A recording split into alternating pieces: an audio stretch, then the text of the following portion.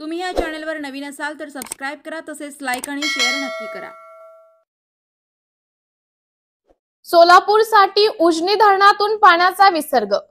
उजनी धरण विद्युत गृहामधून प्रारंभी 1600 क्युसेक इतका विसर्ग भीमा नदी पात्रात सोडण्यात येणार आहे।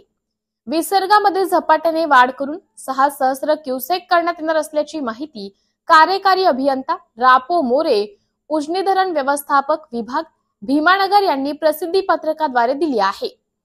सोलापूर जिल्ह्याच्या पालकमंत्र्यांच्या अध्यक्षतेखाली झालेल्या बैठकीत उजनी धरणातून सोलापूर महानगरपालिका, पंढरपूर, सांगोला, मंगळवेढा नगर परिषद आणि भीमा नदी काठच्या ग्रामपंचायतींच्या पिण्याचे पाणी योजनांसाठी आवर्तन सोडण्यात येणार आहे।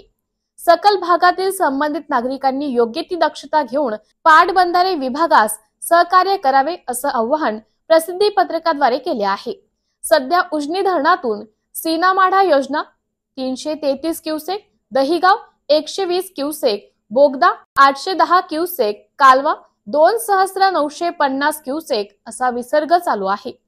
तुर्तास तरी भीमा नदी काठच्या नागरिकांची चिंता मिटली असली तरी उजनी धरणातील पाणी स्थिती पाहता आगामी काळात पाणी टंचाईचा सामना करावा लागू शकतो।